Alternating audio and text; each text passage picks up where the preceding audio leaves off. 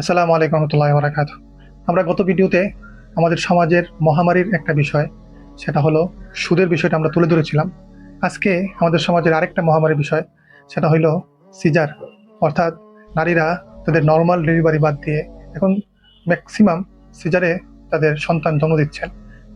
এখানে আমাদের সমাজের সবচেয়ে বড় ক্ষতি এবং এটা মহামারী রূপ ধারণ করতেছে।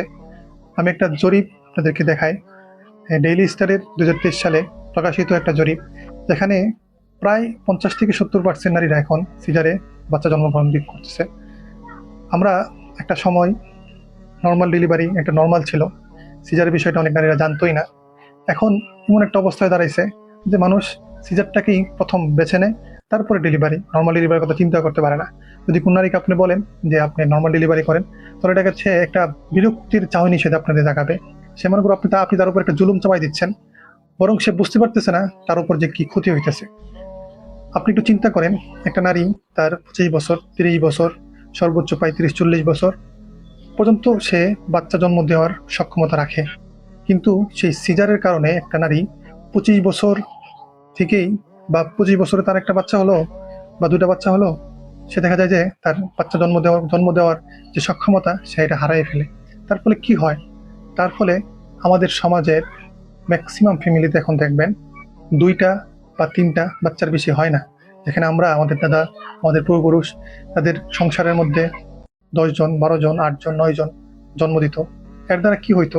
এর দ্বারা আমাদের সমাজের মধ্যে একটা ভালো অবস্থান তৈরি হইতো, এবং মা বাবা হিসাবে বৃদ্ধ বয়সে সন্তানের দিকে তার তাকানোর প্রয়োজন পড়তো না।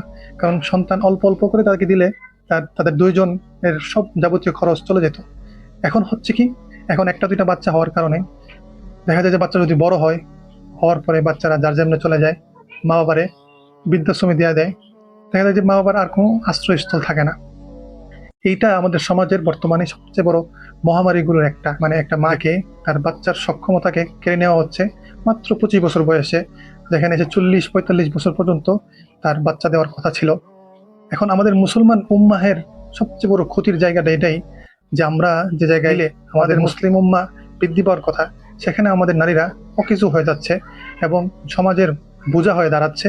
শুধু এই কারণে দেখেন, আমাদের আগের সাহাবিদার জমানায় নারীরা বাচ্চা প্রসব করার আগে নিয়ত করত যে আমার বাচ্চাকে আমি জিহাদের ময়দানে পাঠাবো, আমার বাচ্চাকে আমি দিনের জন্য কোরবান করব। এখনকার জমানায় একটু চিন্তা করে দেখেন, একটা নারীকে আপনি নর্মাল ডেলিভারি করা ডাক্তার বললে সে সহ্য করতে পারে না। আমি ডাক্তারের কাছে আমার ওয়াইফকে নিয়ে যাওয়ার পরে পাশেই একজন মহিলা ছিল, তখন তাকে যখন বলা হয়েছে